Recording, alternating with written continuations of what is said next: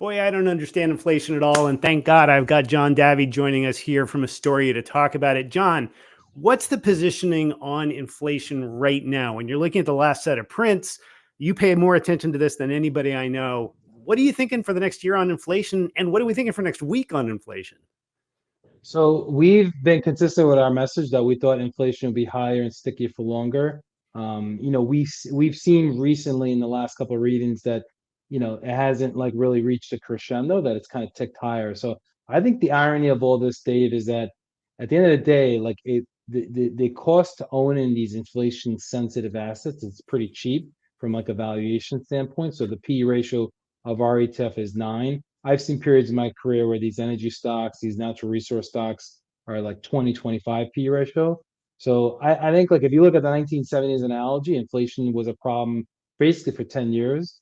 So we like owning these assets. And I think that we're not trying to get myopic, okay, what's the next print going to be? But like, how do you position your portfolio, which has so much tech duration, nominal bond exposure, to where we think portfolios should be in the next 3 to 5 years, which has more inflation sensitive assets and help you get exposure to these areas of the market which are pretty cheap.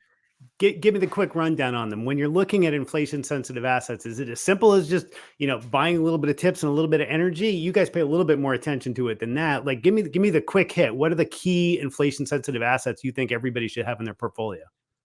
Okay, so energy, materials, industrials. I think you want to own commodities, like physical commodities, via the ETF, of course, and a little bit of tips also. But right now, I think those energy, those materials, those industrial stocks, they're just so cheap that you want to kind of, hone in on those, for at the moment. So almost a combination of historical inflation projection and also a little bit of a value play, right?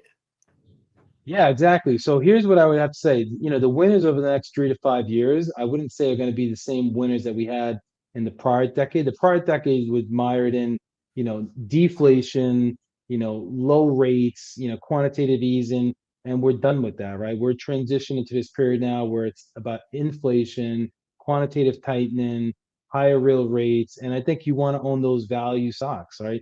So again, like nothing stays up at the top forever, but these energy stocks, material stocks, I think they do well to serve your portfolio from an inflation standpoint. And oh, by the way, if we really go into like this onshoring, reshoring, kind of global industrial renaissance here in the US, I think those are the sectors that are going to benefit well. Great. Well, look, we're going to talk a little bit more about this next Wednesday. We're doing a webinar. You can go to ETF Trends and register for that. We'd love to see you. I'm going to be grilling John for at least an hour on that. So I hope you'll join us for that. And John, thanks for joining us. Cheers, everyone. Stay safe. Have a great day. Thank you.